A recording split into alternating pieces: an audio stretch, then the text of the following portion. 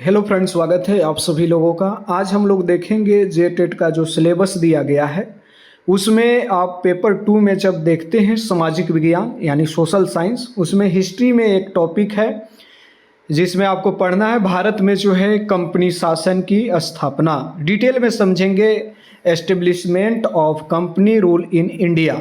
चलिए देखते हैं भारत में जो है कंपनी शासन की स्थापना कैसे होती है, कौन सी कंपनी की बात यहाँ पर की जा रही है। तो यहाँ पर की जा रही है ब्रिटिश ईस्ट इंडिया कंपनी की, ये आपको ध्यान रखना है।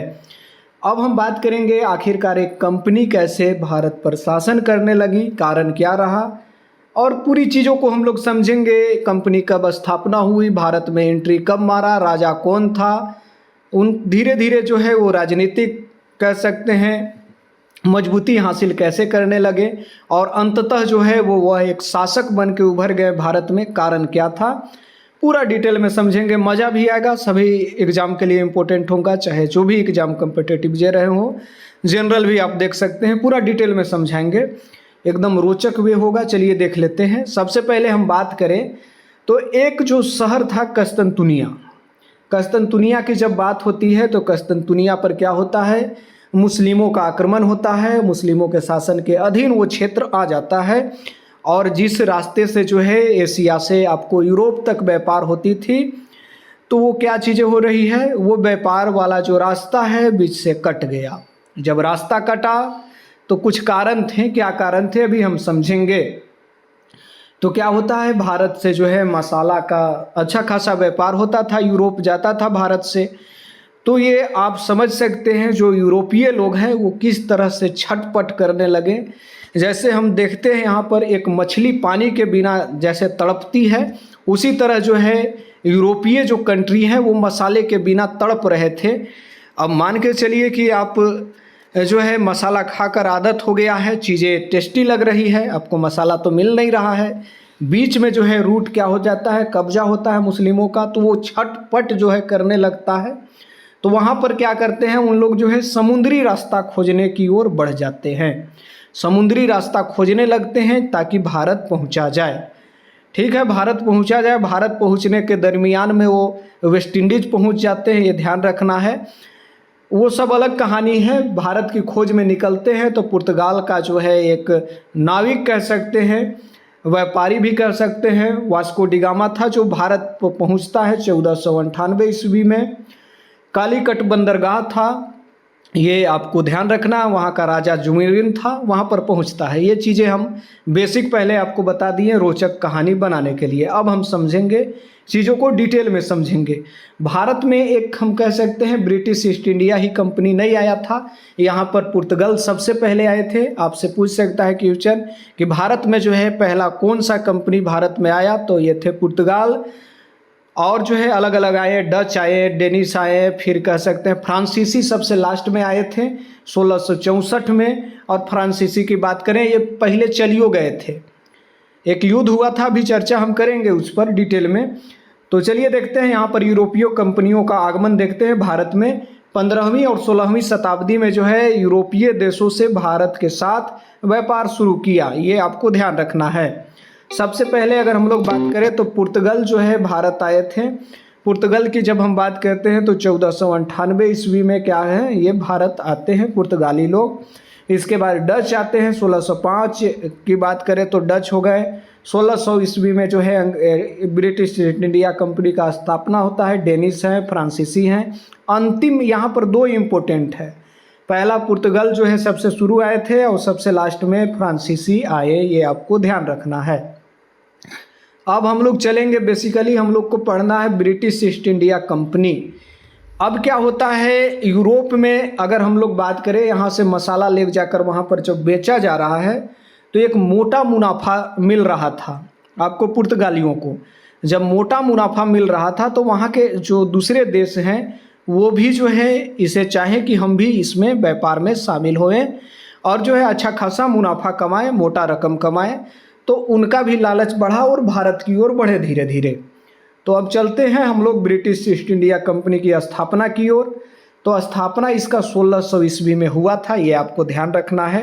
31 दिसंबर और रानी इम्पोर्टेंट थोड़ा सा कभी कभार होता है, एलिजाबेथ प्रथम उस समय महारानी थी, ये ध्यान रखना है। अब हम बात करेंगे ईस्ट इंडिया कंपनी को जो है पूर्वी देशों में व्यापार का अधिकार दिया गया। अब कारण है क्यों ईस्ट इंडिया कंपनी बोला जा रहा है। जब क्या हो रहा था, यूरोपीय कंट्री से लोग जो है खोजने के लिए निकल रहे थे, खोजने के लिए देशों को निकल रहे थे, तो यहाँ पर क्या हो रहा था कि अलग अलग जगह वो चले जा रहे थे। तो एक बार क्या हो गया, वो चल गए वेस्ट इंडीज की तरफ, और जो है वहाँ पर लोग मिले तो वहाँ पर भी चीज़ें मिली, मसालाएँ मिली। तो क्या होता है कि ये कहने लगते हैं, यहाँ पर ये चीज़ें वो मानने लगे थे कि ये वेस्ट इंडीज है, अलग थोड़ा सा वेशभूषा के कारण। तो इसीलिए अब इधर वाला जो भारत है इसको ईस्ट इंडीज मान लिए। एक तरह के लोग ऐसा लगने लगा उनको, लाल भी थे तो रेड इंडियन भी कहा गया उस क्षेत्र को। तो यहाँ पर इम्पोर्टेंट ये हो जाता है कि अंग्रेज जब भारत में एंट्री मारते हैं वो पुर्तगाली की बात थे। इसीलिए जब भी आप नाम सुनिएगा तो क्या सुनिएगा, पुर्तगाल जो है east India company, Britain east India company, British east India company, फ्रांसीसी ईस्ट इंडिया कंपनी, ये सब नाम ईस्ट इंडिया क्यों, डायरेक्ट इंडिया बोला जाता, कारण यही रहा। अब हम समझते हैं अंग्रेज ईस्ट इंडिया कंपनी यानी कि ब्रिटिश ईस्ट इंडिया कंपनी की स्थापना 1600 ईस्वी में। इम्पोर्टेंट डेट है ये इम्पोर्टेंट डेट है, ध्यान रखना। एलिजाबेथ प्रथम रानी थी उस समय। और क्या था यहाँ पर समझिए, ईस्ट इंडिया कंपनी को पूर्वी देशों में व्यापार का अधिकार मिलता है कि आप जो है व्यापार अब कीजिए। क्यों कीजिए, क्योंकि मुनाफा अच्छा खासा मिल रहा था, भारत में कम पैसे में वहाँ जाकर मजबूत मोटा रकम कमा रहे थे। और हम बताए थे पहले ही कि कस्तुनतुनिया का जो पतन होता है मुस्लिमों के आक्रमण के कारण, वहाँ पर बीच में जो रूट है वो बाधित हो जाता है, उनको व्यापार सही ढंग से हो नहीं पाता है। तो ये चीज़ें थी। अब हम लोग समझेंगे, कंपनी का पूरा नाम देख लेते हैं। तो the governor and company of merchants of London tradings into the east Indies, ये आपको ध्यान रखना है। तो ये पूरा नाम था, पूरा नाम का कोई ज़रूरी नहीं है आपको जानने की। भारत में जो है अंग्रेज़ों का आगमन, अब समझते हैं कि अंग्रेज, इसी पर चर्चा हम लोग करेंगे क्योंकि कंपनी शासन का स्थापना अंग्रेज ही करते हैं। ब्रिटिश ईस्ट इंडिया कंपनी ही भारत में आगे चलकर शासक बन जाएगी। एक छोटा सा व्यापारिक कंपनी एक कैसे शासक बनती है ये भी देखेंगे। तो भारत में अंग्रेज़ों का आगमन कैसे होता है, 1608 ईस्वी में सर्वप्रथम जो है विलियम हॉकिंस सूरत पहुंचता है। सूरत क्या है, सूरत एक जगह है गुजरात में, ये आपको ध्यान रखना है। सूरत पहुंचता है ये 1608 ईस्वी में। और ये क्या करता है, उस समय मुगल का एक मुगल शासक था जहांगीर, जो दिल्ली में बैठा हुआ था। जहांगीर के दरबार में आता है, ये आपको ध्यान रखना है, कैप्टन विलियम हॉकिन। तो विलियम हॉकिन को याद रखिएगा, ये जो आदमी है सर्वप्रथम ब्रिटिश ईस्ट इंडिया कंपनी की ओर से आता है, ऑफिशियल के रूप में जहांगीर के दरबार में पहुंचता है। क्या होता है यहाँ पर, सूरत में जो है पहली फैक्ट्री डाला जाता है ईस्ट इंडिया कंपनी के द्वारा। ब्रिटेन का ईस्ट इंडिया कंपनी, ये ध्यान रखना है, British east India company, direct east India company जब हम बोले तो आप ब्रिटेन का ही समझिएगा, अलग जो डच, फ्रांसीसी, चाहे डेनिश, चाहे पुर्तगाल, ये सब आप नहीं समझिएगा। सूरत की जब बात करते हैं तो सूरत में पहली फैक्ट्री डाली जाती है। आपसे पूछ सकता है कि ब्रिटेन जो है ब्रिटिश ईस्ट इंडिया कंपनी, या फिर कह सकते हैं ईस्ट इंडिया कंपनी ने पहला फैक्ट्री कहाँ डाला, तो ये गुजरात के सूरत में डाला था 1613 ईस्वी में। और जब ये फैक्ट्री डालता है तो यहाँ पर क्या होता है, अंग्रेज की भारत में पहली व्यापारिक फैक्ट्री यहीं पर डाली गई, ये इम्पोर्टेंट है टॉपिक। और क्या होता है, टॉमस रो का आगमन होता है भारत में। सर टॉमस रो ये 1615 ईस्वी में भारत में आता है। इंग्लैंड के राजा जो है जेम्स प्रथम ने सर टॉमस रो को जहांगीर के दरबार में भेजा था, वही व्यापार से रिलेटेड चीज़ें बात करने के लिए। तब क्या होता है, व्यापारिक सुविधा जो है जहांगीर प्रदान करता है। क्यों करता है, वहाँ पर चटुकारिता करता है, ये आपको ध्यान रखना है। तो व्यापारिक सुविधा इसको मिल जाता है। अब क्या होता है, प्रमुख अंग्रेज व्यापारिक केंद्र देख लेते हैं। तो यहाँ पर मद्रास है, 1639 ईस्वी में कोठी डालता है यहाँ पर। फोर्ट सेंट जॉर्ज की स्थापना होता है यहाँ पर, ध्यान रखना है, फोर्ट सेंट जॉर्ज 1639 ईस्वी। बम्बई 1668 ईस्वी, पुर्तगालियों से ये बम्बई प्राप्त करता है। इसका भी एक रोचक कहानी है, ये ध्यान रखना है। तो बम्बई जो है पुर्तगालियों से प्राप्त हो जाता है। कलकत्ता 1690 में जो है जॉर्ज चाणक्य द्वारा जो है स्थापना होता है। अब यहाँ पर क्या होता है समझिए, जब ये सब चीज़ें हो रही थी तो समझिए क्या हो रहा था। जब ये चीज़ें हो रही थी तो धीरे धीरे इन लोग क्या करने लगे थे, धीरे धीरे सोच रहे थे कि हम लोग क्यों ना अब जो है शासन व्यवस्था में ही शामिल हो जाए। धीरे धीरे बढ़ने लगे आगे, तो इनको टैक्स देना पड़ता था, कुछ दबाव रहता था, तो ये सोचने लगे ये चीज़ें कि क्यों ना हम धीरे धीरे शासन की ओर जाया जाए ताकि ये सब दबाव खत्म हो जाए। तो 1746 से लेकर 1763 की बात होती है। कर्नाटक का युद्ध होता है जिसमें अंग्रेज और फ्रांसीसियों के बीच 3 युद्ध हुआ। परिणाम क्या होता है, यहाँ पर फ्रांसीसी हार जाते हैं। एक फ्रांसीसी का सेनापति था फ्रांसीसियों का, वो क्या होता है वापस चला जाता है, दूसरा सेनापति आता है, जिसके कारण युद्ध हार जाते हैं फ्रांसीसी। शुरू में ये फ्रांसीसी जीतते रहते हैं। तो अब यहाँ पर इम्पोर्टेंट हो जाता है कि फ्रांसीसी कहाँ से आए, तो ये भी अपना एक कंपनी लेकर व्यापार के लिए ही आए थे, ये आपको ध्यान रखना है। तो कर्नाटक का युद्ध होता है अंग्रेजों और फ्रांसीसियों का। परिणाम क्या होता है, यहाँ पर अंग्रेज विजयी हो जाते हैं। भारत में फ्रांसीसी शक्ति, जो फ्रांसीसी एक बहुत सारी कंपनी आप देख रहे हैं, पुर्तगाल है, डच है, फ्रांसीसी हैं, ब्रिटिश हैं, तो ये सब चीज़ें क्या है, ये सब कंपनियाँ यहाँ पर स्थापित थी। लेकिन मजबूत रूप से हम बात करें तो फ्रांसीसी और ब्रिटिश 2 कंपनियाँ थी। दोनों में युद्ध होता है। कर्नाटक युद्ध में अलग अलग जो है राजाओं की तरफ से दोनों शामिल होते हैं, ये ध्यान रखना है। परिणाम ये होता है कि अंग्रेज यहाँ से जीत जाते हैं, फ्रांसीसी हार जाते हैं, शक्ति उनकी समाप्त हो जाती है, अंग्रेज का प्रभुत्व स्थापित होता है। अब मेन यहाँ पर शुरू अगर हम लोग बात करें, जब शासक बनने की बात होती है तो मेन अगर बात कर लेते हैं हम लोग, अंग्रेज कहाँ से ब्रिटिश ईस्ट इंडिया कंपनी शासक बनने की बात करता है तो ये प्लासी के युद्ध से करता है, ये ध्यान रखना है। प्लासी कहाँ है, पश्चिम बंगाल वाला क्षेत्र है, ये आपको ध्यान रखना है, वहीं पर पड़ता है प्लासी, ये आपको चीज़ें ध्यान रखना होगा। तो प्लासी के युद्ध जब होती है तो प्लासी के युद्ध 1757 में होती है। तो यहाँ पर 23 जून 1757, प्लासी कहाँ है, बंगाल में है। युद्ध में किन के बीच होता है, तो रॉबर्ट क्लाइव जो कि अंग्रेज का एक सेनापति था, ध्यान रखना है, और बंगाल का नवाब उस समय था सिराजुद्दौला और रॉबर्ट क्लाइव के बीच युद्ध होता है।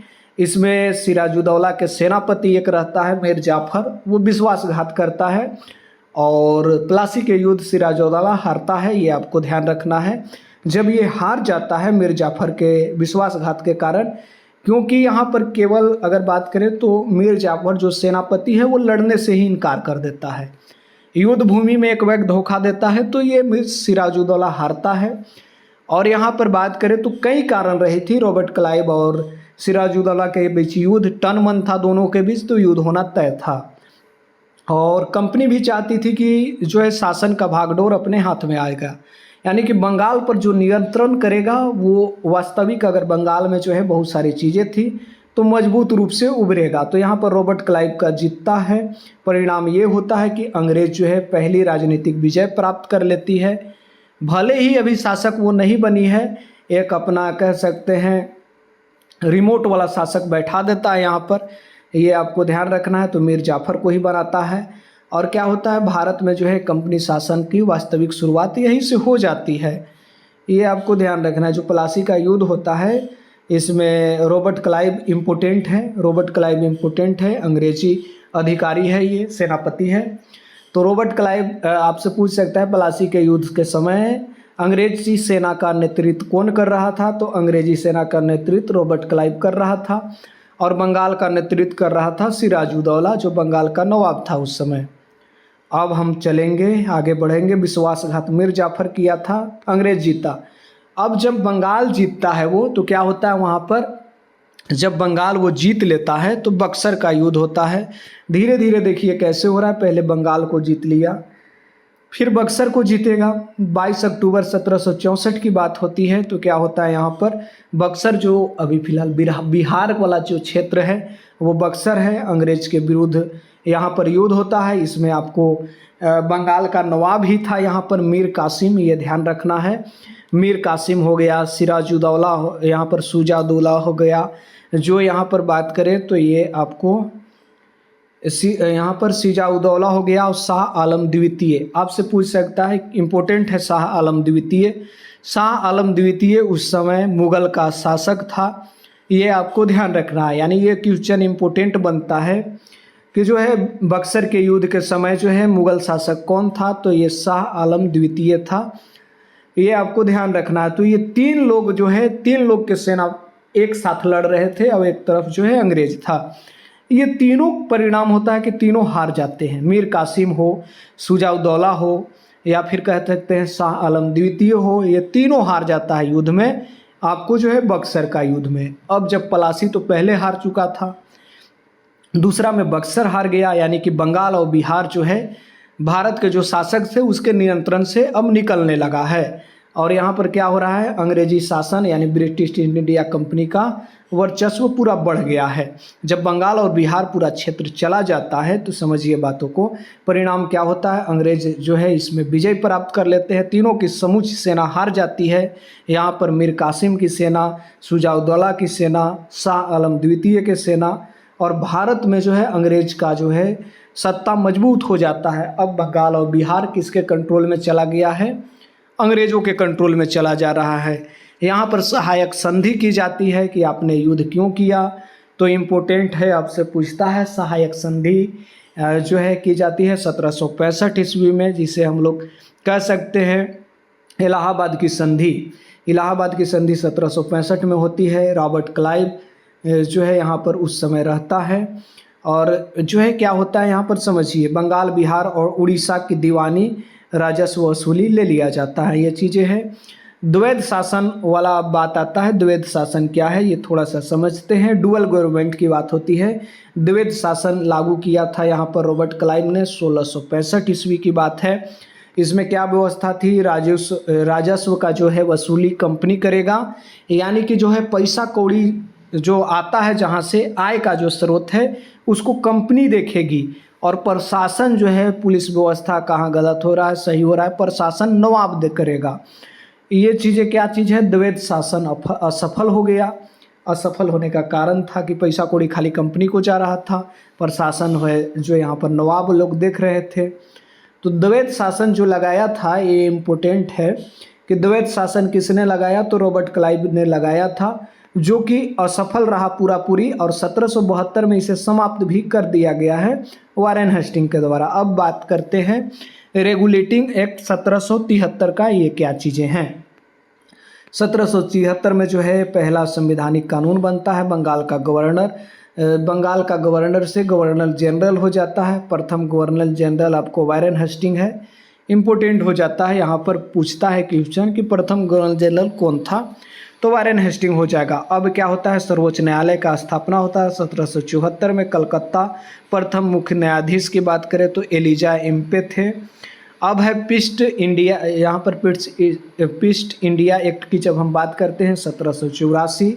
पिट्स इंडिया एक्ट में क्या होता है, विलियम पिट्स के द्वारा ये किया जाता है। महत्व क्या था, कंपनी पर जो है ब्रिटिश शासन का नियंत्रण हो जाता है, ये आपको ध्यान रखना है। यहाँ पर पिट्स इंडिया एक्ट के तहत क्या होता है, पहले जो कंपनी का शासन था अब डायरेक्ट किसके पास चला जाता है, जो कंपनी शासन चला रही थी वो अब चला जाता है यहाँ पर किसके पास, ब्रिटिश सरकार के नियंत्रण में चला जाता है, ये ध्यान रखना है। अब आता है लॉर्ड वेलेस्ली और सहायक संधि, इसे हम लोग देखते हैं क्या चीज़ है सहायक संधि। सहायक संधि की जब हम बात करते हैं तो क्या है यहाँ पर, ये जो है सहायक संधि में ये चीज़ें होता था कि जो लोकल राजाएं हैं, यहाँ के जो लोकल राजा लोग हैं, वो क्या कहता था, अंग्रेज की हम क्या करेंगे, आपका सेना और प्रशासन को देखेंगे, ये आपको ध्यान रखना है। यानी कि अंग्रेज सेना रखना, और जो है अंग्रेज के अनुमति के बिना संधि नहीं किसी राजा के साथ आपको करना होगा, ये चीज़ें हैं सहायक संधि।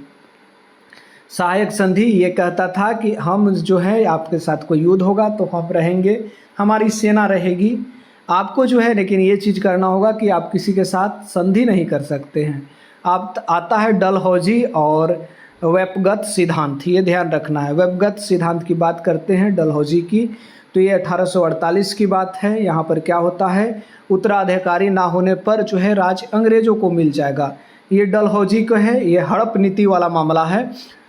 अब यहाँ पर क्या होता है, व्यक्तिगत सिद्धांत ये हमें कहता है, डलहौजी के द्वारा ये लागू किया गया था।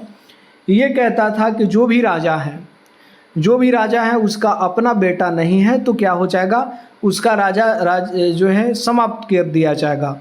यानी कि अगला राजा कोई होगा नहीं, ये आपको ध्यान रखना है। यानी कि उसका राजतंत्र को समाप्त कर दिया जाएगा। ये निकाला था, वेबगत का सिद्धांत था, डलहौजी के द्वारा ये निकाला गया था। इसमें क्या था, आप गोद लिए हुए बेटे को राजा नहीं बना सकते, उत्तराधिकारी अपना नहीं बना सकते। यानी कि उत्तराधिकारी ना होने पर राज्य अंग्रेजों को मिल जाएगा। ये जो है सिद्धांत बनाया गया था, वेबगत का सिद्धांत डलहौजी के द्वारा, जिसे हड़प नीति भी कहा गया। डलहौजी के जो है प्रमुख कार्य देखते हैं तो पहली रेल जो है 1853 में चलाया। पहला टेलीग्राफ की बात होती है तो 1854। डाक व्यवस्था में सुधार किया, ये सब काम भी किया डलहौजी। अब बात करते हैं 1857 में एक विद्रोह हो जाता है। कंपनी जब भी कोई चीज़ हो रहा है शासन पर आई, कैसे शासन पर आई हमने देखें। धीरे धीरे क्या किया, फूट डाला, अलग अलग राजाओं के साथ मिला, कुछ अपना जो है सुविधा प्राप्त किया जहांगीर के साथ। अलग अलग राजा हैं उनसे संधि किया। फिर देख रहे हैं आपका युद्ध हुआ है कहाँ का, प्लासी का। फिर बक्सर का युद्ध हुआ है, बंगाल बिहार उड़ीसा वाला क्षेत्र चला गया है लोकल राजाओं के हाथ से। केवल प्रशासन बचा, उसके बाद वो भी धीरे धीरे समाप्त हुआ। तो ये चीज़ें हुई 1857 में। जब ये सभी चीज़ें हो चुकी है तो सभी को यहाँ क्या हो गया, अब वही हिसाब हो गया, छटपट मारने लगा। तो 1857 में अगर हम लोग देखें, जब कोई चीज़ ज़्यादा बढ़ जाता है, अति हो जाता है, तो क्या हो जाता है, एक विद्रोह बनकर बाहर निकलता है। तो यही चीज़ था 1857 का विद्रोह। ये कई कारण थे। तत्कालिक कारण की जब हम बात करें तो वही है। तत्कालिक कारण की जब हम बात करते हैं 1857 में मेरठ छावनी वाला मामला होता है। ये जो है कारतूस वाला मामला होता है, जिसमें गाय और सूअर की चर्बी वाली बात आती है कारतूस में। तो ये तत्कालिक कारण थी, लेकिन इसमें कारण बहुत सा। हड़प नीति आप देख रहे हैं, सहायक संधि देख रहे हैं, और चीज़ें क्या हो रही थी, ये सारी चीज़ों के कारण ये जो है एक कह सकते हैं विद्रोह के रूप में पनप गया। और 1857 की बात करते हैं हम लोग तो शुरुआत हुआ था मेरठ छावनी से विद्रोह। प्रमुख नेता की अगर बात करें बहादुर शाह जफर, उस समय जो है मुग़ल का शासक था। ये ध्यान रखना है, बहादुर शाह जफर, जिसे हम लोग कह सकते हैं बहादुर शाह द्वितीय भी कहते हैं। नाना साहब हो गए, तात्या टोपे, लक्ष्मीबाई, बेगम हजरत महल इत्यादि जो है इसके प्रमुख नेता थे। बात करें 1857 की जो है क्रांति होती है, ये आपको ध्यान रखना है। अब बात करते हैं अगला 1858 में भारत शासन अधिनियम आता है। परिणाम क्या होता है, ईस्ट इंडिया कंपनी को समाप्त कर दिया जाता है यहाँ पर। और जो है ब्रिटिश शासन जो है ब्रिटिश क्राउन के हाथों में चला जाता है। 1857 की क्रांति जब ये व्यापक विद्रोह होता है तो इसके बाद ईस्ट इंडिया कंपनी के हाथ में जो शासन भार थी वो अब क्या चला जा रहा है, वो चला गया किसके हाथ में, ब्रिटिश क्राउन के हाथ में, ब्रिटेन के राजा के हाथ में। अब कंपनी शासन का अंत होता है। और 1757 की अगर हम लोग बात करें, प्लासी के युद्ध से 1858 तक कंपनी शासन चलता है। 1757 से 1858 तक कंपनी शासन चलता है। अब जो देखते हैं परीक्षा हेतु important one liner, east India company की स्थापना 31 दिसंबर 1600। स्थापना करने वाला शासक की बात करें तो एलिजाबेथ प्रथम। आगे बढ़ते हैं, अगला देखते हैं भारत में आने वाला पहला अंग्रेज जो है हॉकिंस। हॉकिंस कहाँ पहुँचा, सूरत में। हॉकिन किसके दरबार में गया, जहांगीर के। अंग्रेज जो है पहली अंग्रेज फैक्ट्री सूरत में लगी है, ये आपको ध्यान रखना है। सूरत 1613 में लगी थी।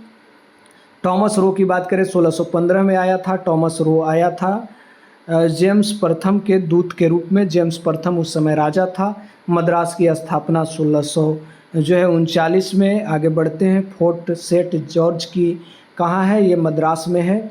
बम्बई प्रांत 1668। कलकत्ता की स्थापना 1690।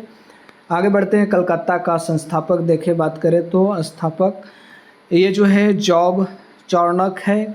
कर्नाटक युद्ध जो है 3 युद्ध हुए थे कर्नाटक का, ये ध्यान रखना है। 2 तरफ से लड़ रहे थे, एक तरफ से अंग्रेज, एक तरफ से फ्रांसीसी। कर्नाटक युद्ध समाप्त होता है 1763 में। प्लासी युद्ध होता है 1757 में। प्लासी कहाँ है, बंगाल में है। आगे बढ़ते हैं, प्लासी में जो है अंग्रेज सेनापति रॉबर्ट क्लाइव है, ये ध्यान रखना है। प्लासी के नवाब शुजाउद्दौला है। अब क्या होता है, प्लासी का जो है, प्लासी का युद्ध में विश्वघात किसने किया था, धोखा किसने दिया था, तो ये मीर जाफ़र था जिसने धोखा दिया था। प्लासी अंग्रेज़ों की पहली राजनीतिक विजय थी। बक्सर का युद्ध 1764, बक्सर 22 अक्टूबर को हुआ था। बक्सर जो है बिहार में है, ये आपको ध्यान रखना है। मीर कासिम बक्सर युद्ध में शामिल था। ये मीर कासिम नवाब था बंगाल का, वो शामिल था। शाह आलम द्वितीय की बात होती है तो बक्सर के युद्ध में ये शामिल था, मुग़ल शासक था। शुजा-उद-दौला जो है बक्सर में शामिल था। शुजा-उद-दौला बक्सर के युद्ध में, शुजा-उद-दौला हो गया, यहाँ पर मीर कासिम हो गया, शाह आलम द्वितीय, तीनों शामिल था। बक्सर में जो है अंग्रेज़ विजयी हो गए जाता है।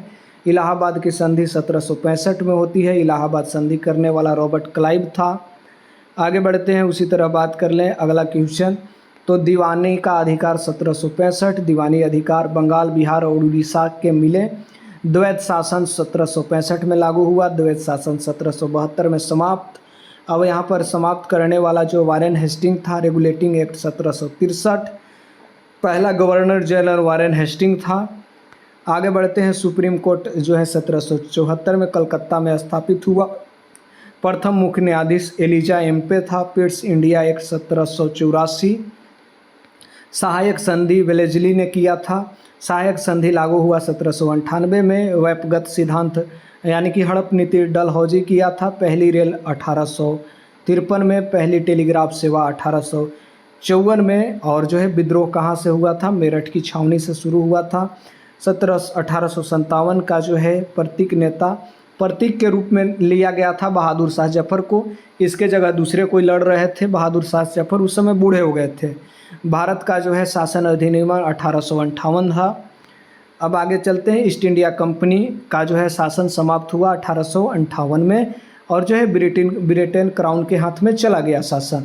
सुपर ट्री की बात करें तो प्लासी का युद्ध जो है रास्ता खोला, बक्सर का युद्ध राज दिलाया और 1858 ने कंपनी शासन को मिटाया। ये इम्पोर्टेंट है। उम्मीद करते हैं चीज़ें एकदम ज़बरदस्त समझ आई होगी आपको। यहाँ पर देखते हैं तो जेटेट 2026, सीटेट, टेट के लिए जो है अत्यंत महत्वपूर्ण, लगभग जो है सभी परीक्षाओं में प्लासी का युद्ध, चाहे बक्सर का युद्ध, चाहे regulating act 1773, Pitt's India act 1784, सहायक संधि, व्यपगत सिद्धांत 1857 का विद्रोह से प्रश्न आते हैं। तो ये इम्पोर्टेंट हो जाता है। चलिए वीडियो को लाइक करके चैनल को सब्सक्राइब कीजिए, दोस्तों को शेयर कीजिए। धन्यवाद।